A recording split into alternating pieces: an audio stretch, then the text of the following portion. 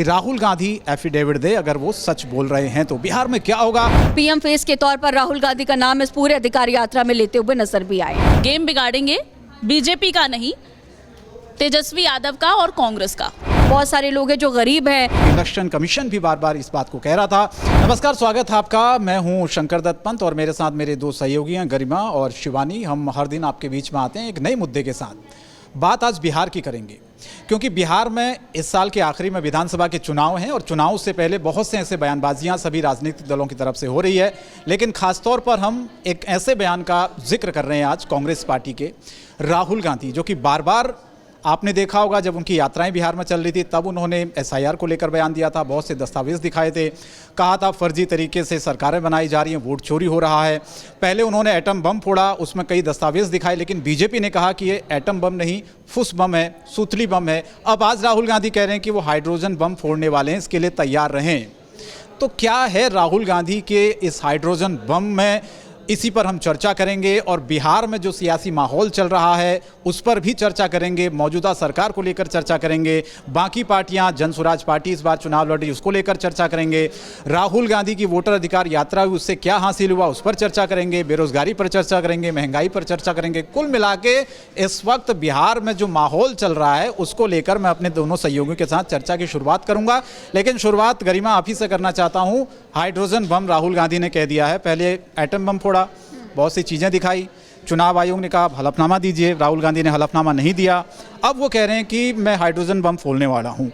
क्या लग रहा है आपको, क्या ऐसा करने वाले राहुल गांधी? अब कुछ असर, कुछ फर्क उसका पड़ने वाला है? देखिए, एक वक्त था जब राहुल गांधी ने एटम बम का जिक्र किया था और उस दौरान भी लगातार बीजेपी उन पर हमलावर हुई थी और सबूतों की बात कही जा रही थी। लेकिन जो सबूत राहुल गांधी लेकर के आते हैं उसका हमेशा काट बीजेपी ढूंढ लेती है। और उस वक्त हमने देखा था, नोटबंदी का एक वक्त था जब वो इस तरह की बातें कर रहे थे। अब एक बार बिहार में चुनाव है तो निश्चित तौर पर जब भी चुनाव करीब आते हैं तो राहुल गांधी के इस तरह के स्टेटमेंट हमेशा हम देखते रहते हैं। और अब हाइड्रोजन बम उनका चर्चाओं में आया। बिहार में चुनाव है, एसआईआर को लेकर के पहले जिस तरह से हमने देखा कि जब चुनाव आयोग ने कहा कि एसआईआर बिहार में लाया जाएगा और हम ट्रांसपेरेंसी चाहते हैं, मतलब कुल मिलाकर के जो जिन लोगों के नाम कट रहे हैं उसको लेकर के ट्रांसपेरेंसी चाहते हैं और जितनी ट्रांसपेरेंसी होगी, जितनी पारदर्शिता होगी, चुनाव की प्रक्रिया उतनी ही बेहतर होगी। अब ऐसे में जो बिहार में जो राहुल गांधी है और उनके साथ ही साथ विपक्षी दल के और भी तमाम लीडर्स लगातार इस प्रक्रिया का भी विरोध करने लगे और ये कहने लगे कि जिन 11 दस्तावेजों की बात कही जा रही है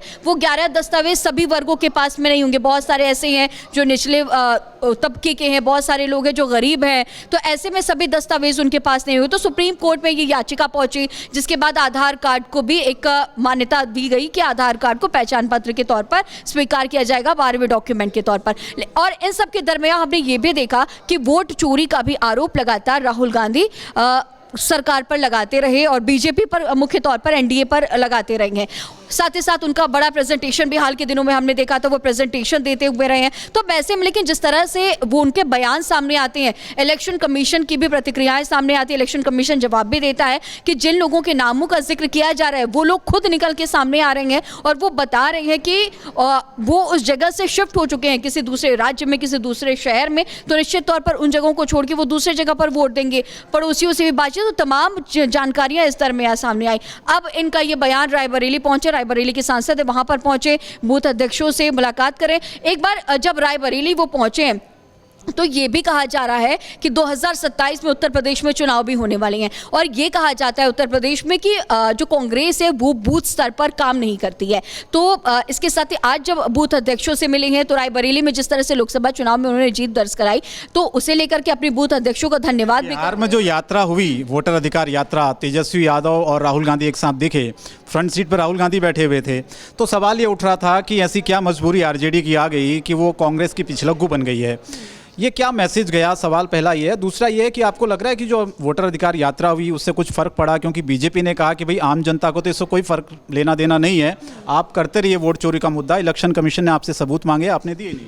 देखिए, जो कांग्रेस और आरजेडी की अगर हम बात करें, अगर जिक्र कर ले हम बिहार में वोटर अधिकार यात्रा की, तो हम देखते रहे हैं तेजस्वी यादव कई बार पीएम फेस के तौर पर राहुल गांधी का नाम लेते हैं, लेकिन हमने इस दरमियान एक बार भी नहीं देखा कि राहुल गांधी ने कभी भी सीएम फेस फेस के तौर पर तेजस्वी यादव का नाम लिया हो। आरजेडी हमेशा से ये चाहती है कि तेजस्वी यादव को सीएम फेस बनाया जाए, लेकिन इस दरमियान हमने एक बार भी नहीं देखा। तो ऐसे में जो दोनों ही दल हैं वो अपने अपने जो पाले में गेंद चाहते हैं कि वो जाएं जरूर, एक साथ मिलकर के जाएं, लेकिन हित उनकी अपनी पार्टी का। और यही हमने इस दौरान इस वोटर आप कह रहे हैं अधिकार कि तेजस्वी ने नाम लिया प्रधानमंत्री कौन होना चाहिए राहुल गांधी के लिए, लेकिन राहुल गांधी से पूछा गया तो उन्होंने तेजस्वी का नाम नहीं लिया कि वो मुख्यमंत्री बिहार के होने चाहिए। निश्चित तौर पर इस तरह का उन्होंने कोई जिक्र नहीं किया इस वोटर अधिकार यात्रा के दौरान। बार बार तेजस्वी यादव पीएम फेस के तौर पर राहुल गांधी का नाम इस पूरे अधिकार यात्रा में लेते हुए नजर भी आए हैं। बहुत सी मजबूरियां होती हैं राजनीति में, वो मैं आपसे समझना चाहता हूँ। हाइड्रोजन बम जो कह रहे हैं कि सब साफ हो जाएगा,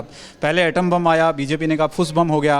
क्या लग रहा है बार बार राहुल गांधी इस तरह के बयान दे रहे हैं? क्योंकि इससे पहले उन्होंने पेगासस का बयान दिया था, उन्होंने माफ़ी मांगी, उन्होंने राफेल का मुद्दा उठाया, सिद्ध नहीं कर पाए, उस पर उन्होंने फिर खेद जताया, उन्होंने चौकीदार चोर कहा, उस पर उन्होंने खेद जताया। अब वो वोट चोरी का मुद्दा लेकर आ रहे हैं। पिछली बार एटम बम फोड़ा, अब हाइड्रोजन बम फोड़ने वाले हैं। क्या लग रहा है आपको इस बार कुछ बड़ा होने वाला है क्या? सर मुझे ऐसा लगता है कि तेजस्वी यादव की एक बहुत बड़ी समस्या है। जैसे कि पहले उसका जिक्र करूंगी मैं, जो गरिमा मैम अभी कह रही थी कि तेजस्वी यादव बार बार कह रहे हैं कि राहुल गांधी का नाम वो ले रहे हैं पीएम के लिए, लेकिन राहुल गांधी ने पूरे वोटर अधिकार यात्रा के दौरान एक दफ़ा भी जिक्र नहीं किया कि वो तेजस्वी यादव को मुख्यमंत्री के तौर पर देखते हैं बिहार में। ये कांग्रेस और आरजेडी दोनों की ये साझा मजबूरी है सर, और केवल इन दोनों की ही नहीं, तमाम विपक्षी दल जितने भी हैं इस वक्त भारत में, इन सब की मजबूरी है एक साथ आना या फिर ये दिखाने की कोशिश करना कि हम एक साथ हैं। और ये कोशिश भी उनकी नाकाम हो रही है, क्योंकि उनको पता है कि बिहार में नीतीश कुमार की जड़ इतनी मजबूत हो चुकी है और बिहार नीतीश कुमार चाणक्य हैं। उनको पता है कि कहीं भी जाए बहुमत, कुर्सी पर कैसे विराजमान होना है, इसका जो गणित है वो पूरा वो निचोड़ कर पी चुके हैं। मुख्यमंत्री नीतीश कुमार ही होने वाले हैं क्या? निश्चित, क्योंकि अगर बीजेपी भी ये कहती है कि मुख्यमंत्री नीतीश कुमार नहीं होंगे तो इस बात को दरकिनार नहीं किया जा सकता कि एंटी इनकम्बेंसी के फैक्टर के बावजूद नीतीश कुमार की पकड़ बहुत अच्छी है बिहार की जनता में। कुछ लोग ये कह रहे हैं कि नीतीश कुमार का स्वास्थ्य ठीक नहीं है, शायद बीजेपी उनके चेहरे पर चुनाव लड़े लेकिन बाद में सीएम फेस दूसरा हो कोई, तो नीतीश कुमार फिर से अपना पाला बदल देंगे। और बीजेपी देश में चाहे जितनी भी मजबूत हो, उत्तर प्रदेश में या बाकी राज्यों में, लेकिन बिहार की राजनीति बहुत अलग है इन तमाम प्रदेशों से, इन तमाम राज्यों से। बिहार में नीतीश कुमार और क्षेत्रीय पार्टी का वर्चस्व ज़्यादा है, जेडीयू का, आरजेडी का, और उसके बाद ही नंबर आएगा किसी नेशनल पार्टी का, फिर चाहे वो बीजेपी हो या कांग्रेस हो। तो नीतीश कुमार इस गणित को बहुत अच्छे से समझते हैं। बीजेपी के लिए बहुत ज़रूरी है नीतीश कुमार का साथ, नीतीश कुमार के लिए बीजेपी बहुत ज़रूरी नहीं है।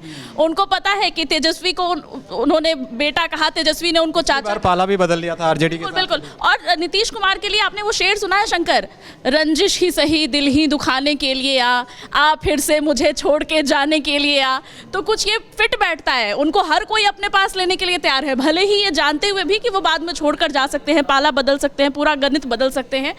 तो नीतीश कुमार की इस बात से इनकार नहीं किया जा सकता कि नीतीश कुमार के अलावा बिहार एक बेहतर विकल्प नहीं देख पा रहा। राहुल गांधी जो मुद्दे उठा रहे हैं बिहार में, वोट चोरी का मुद्दा उठाया उन्होंने, पहले एटम बम फोड़ा, अब हाइड्रोजन बम फोड़ने की बात कर रहे हैं। क्या बिहार की जनता में इस बात का कहीं आपको लगता है कि फ़र्क पड़ेगा? अगर फ़र्क पड़ता है तो क्या वो परिणाम कुछ और होंगे? दो चीज़ें हैं इसमें। वोटर अधिकार यात्रा को जनता का बहुत समर्थन मिला। वोटर अधिकार यात्रा में आरजेडी और कांग्रेस के तमाम कार्यकर्ताओं के साथ साथ बिहार की जनता भी जुड़ी, उनको समर्थन मिला। लेकिन सुप्रीम कोर्ट के आदेश के आने के बाद गेम पूरी तरीके से बदल गया, क्योंकि बीजेपी ने अपने स्टैंड में कभी कोई बदलाव नहीं किया, लेकिन हमने क्या देखा, आरजेडी और कांग्रेस ने अपने स्टैंड में बदलाव किया।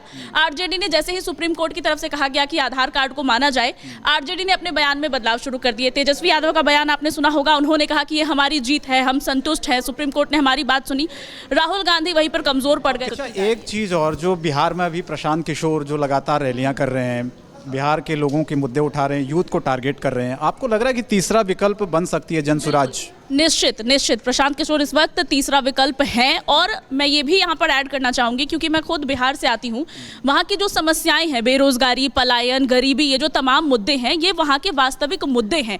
और ये वो मुद्दे हैं जो अगर आरजेडी और कांग्रेस अगर इस तरह से भुनाती, जिस तरह से कमज़ोर संगठन के साथ ये भुनाने की कोशिश कर रहे हैं प्रशांत किशोर और जनसुराज पार्टी, तो इसका ज़्यादा फायदा मिलता उनको, रादर देन चुनाव आयोग को घेरने की कोशिश करना और ये हाइड्रोजन बम फोड़ने की बात बात करना इन सबसे ज़्यादा फायदेमंद होता अगर इन मुद्दों पर तेजस्वी यादव कायम रहते। जैसे कि पिछले चुनाव में तेजस्वी यादव ने इन्हीं मुद्दों के जरिए अपने चुनाव को लड़ा था, लेकिन इस बार राहुल गांधी कहीं ना कहीं मुझे ऐसा लगता है कि तेजस्वी यादव का गेम भी खराब कर रहे हैं बिहार में। लेकिन एक जो वोट चोरी का मुद्दा बार बार उठा रहे हैं, ज़्यादा वक्त नहीं लूँगा, क्योंकि बीजेपी ये सवाल उठा रही है कि बाकी राज्यों में जहां पर आपकी सरकार है, यानी कांग्रेस की सरकार है, कर्नाटक का उदाहरण देते हैं, वो हिमाचल प्रदेश का उदाहरण देते हैं, बाकी राज्यों का, वहां पर वो कहते हैं कि वहां पर वोट चोरी नहीं हुई, वहां पर इलेक्शन कमीशन ठीक था, वहां पर प्रक्रिया सारी ठीक थी, लेकिन जहां पर आप हार जाते हैं वहां आप सवाल उठाते हैं कि वोट चोरी हुआ, धांधली हुई, वोट कैप्चरिंग। बिल्कुल, और बीजेपी लगातार यही कह रही है, वो अपने स्टैंड पर भी कायम है, बार बार कह रही है कि अगर आप ऐसा क्लेम कर रहे हैं तो आप सबूत लेकर आइए। सुप्रीम कोर्ट ने कहा सबूत लेकर आइए, तो सबूत नहीं है इनके पास, ये नगाड़ा बजा रहे हैं कि ये हो रहा है, हो रहा है, हो रहा है, हो रहा है, तुम दिखाओ। शंकर प्रसाद ने कहा भी है कि लोकसभा चुनाव जो अभी हालिया हुआ है उसमें उत्तर प्रदेश का उन्होंने जिक्र किया, कहा कि समाजवादी पार्टी को बीजेपी से ज्यादा सीटें मिली। फिर वो महाराष्ट्र का उदाहरण देते, वहां भी उन्होंने कहा कि बीजेपी को कम सीटें मिली। तो कुल मिला के जब आपके फेवर में रिजल्ट ना हो, परिणाम ना हो, तो सवाल उठा दीजिए कि ईवीएम खराब है, धांधली हो। एक बात जो बहुत स्पष्ट है, जब तक राहुल गांधी की राजनीति इस बात के इर्द गिर्द घूमती रहेगी कि वो पूरे देश में एक साथ बीजेपी और नरेंद्र मोदी की साख कमजोर करने की कोशिश के इर्द गिर्द जब तक उनकी राजनीति घूमती रहेगी, बिहार में और देश के जो तमाम राज्य है, विशेष करके अगर उत्तर भारत की बात करें, राहुल गांधी का सिक्का नहीं चलेगा।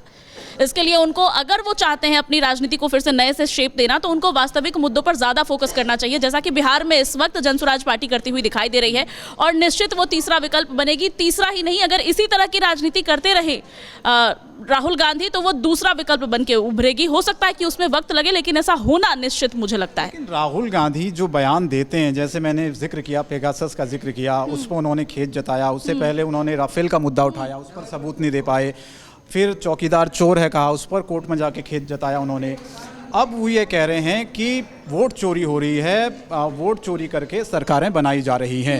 इलेक्शन कमीशन ने साफ कहा है कि अगर आपके पास कोई पुख्ता सबूत है, जो सबूत दिखाए राहुल गांधी ने, इलेक्शन कमीशन ने कह रहा आप एफिडेविट दे दीजिए, अगर आप सच बोल रहे हैं तो। कैसे मान लें हम? अब तक आपने जो बातें कही हैं, आप खुद जाके अपनी बातों से मुकर जाते हैं, आप खेद प्रकट कर देते हैं। यही कारण है कि राहुल गांधी की पॉलिटिक्स कैसे नहीं कर रही है जनता भरोसा। यही कारण है कि आम जनता राहुल गांधी के बारे में आजकल क्या कहकर निकल जा रही है कि यार ये कुछ भी बोल देता है। क्यों? यही कारण है, क्योंकि वो जो भी कहते हैं उसको फिर वो एविडेंस के साथ बैकअप नहीं करते, उनके सहयोगियों का उनको समर्थन नहीं मिलता, छुटपुट हो जाती है थोड़े ही समय के बाद उनके सारे सहयोगी दल। तो राहुल गांधी कहीं ना कहीं ऐसा लगने लगता है कि ये बेवजह के मुद्दे तराश रहे हैं और उनकी पूरी राजनीति केवल और केवल एक ही बात पे केंद्रित लगती है, वो है बीजेपी और नरेंद्र मोदी की साख को। ईवीएम का मुद्दा था, इस बार ईवीएम का मुद्दा नहीं दिख रहा है, वोट चोरी अलग तरीके। ईवीएम का मुद्दा शंकर दिखेगा रिजल्ट आने के बाद। ऐसा हो सकता है कि राहुल गांधी ये भी कह, रिजल्ट का इंतजार है। हाँ, वो ये भी कह सकते हैं कि मैंने तो पहले ही बोला था कि वोट चोरी होगी, तो देखो वोट चोरी कर लिया इन्होंने, ईवीएम में ये हो गया वो हो गया, तो वो कुछ भी कह सकते हैं। आम जनता की भी धारणा ऐसी ही बन गई है और इसका एक बड़ा कारण ये है कि वो अपने स्टैंड पर रीढ़ की हड्डी एक कहते हैं, वो राहुल गांधी के इन बयानों से पलटने में, माफी मांग लेने में और अपने बयानों को एविडेंस के साथ बैकअप नहीं कर पाने की वजह से वो फेल हो जाते हैं हर बार और जनता का भरोसा खो बैठे हैं। बिहार में क्या समझ में आ रहा है, इस बार कुछ परिवर्तन हो रहा है? कांग्रेस का वोट शेयर वैसे तो है नहीं, देखिए आप उत्तर प्रदेश में कोशिश की कांग्रेस ने समाजवादी पार्टी के साथ, 2 लड़के यूपी के, उस समय कोई सफलता नहीं मिली।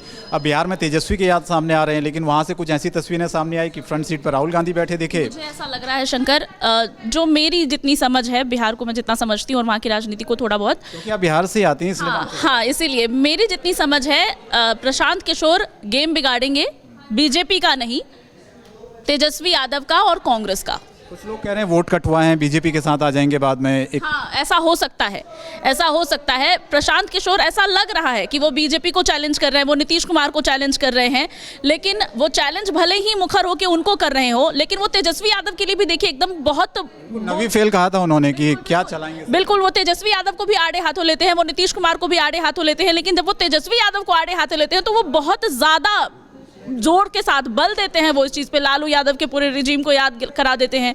तो प्रशांत किशोर अगर किसी का गेम बिगाड़ेंगे तो वो व्यक्ति होने जा रहे हैं तेजस्वी यादव, राहुल गांधी। विपक्ष, सत्ता पक्ष को थोड़ा बहुत नुकसान हो सकता है, क्योंकि अगर वोट शेयर कटता है तो हो सकता है दोनों तरफ से थोड़ा बहुत कटे, लेकिन ज़्यादा नुकसान इसका उनको होने जा रहा है। ठीक है, तो दरअसल जिस तरह से जिक्र हो रहा है, उन तमाम सवालों के बीच में ये देखने वाली बात होगी कि राहुल गांधी ने जो सवाल उठाए हैं, हाइड्रोजन बम की वो बात कर रहे हैं, इन सब के बीच में अब उन्होंने ये कहा है कि वोट चोरी हो रहा है, वोट चोरी करके सरकारें बनाई जा रही हैं और इन तमाम आरोपों के बीच में बीजेपी भी हमलावर हो गई है। बीजेपी बार बार इस बात को कह रही है कि राहुल गांधी बयान देते हैं, उनमें सच्चाई नहीं होती है।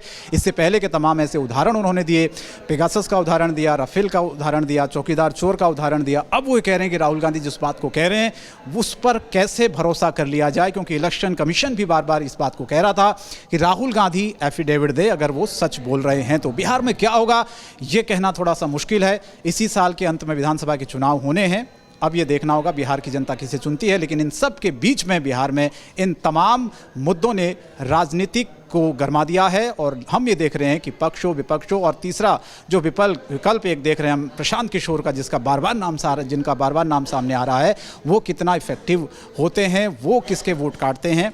इस बार ये देखने वाली बात होगी कि बिहार में चुनावी रण किस तरफ जाता है और कौन सा दल वो होता है जो बिहार की सत्ता पर काबिज होता है। इस वीडियो पर आपकी जो भी राय हो कमेंट बॉक्स में हमें ज़रूर बताएं।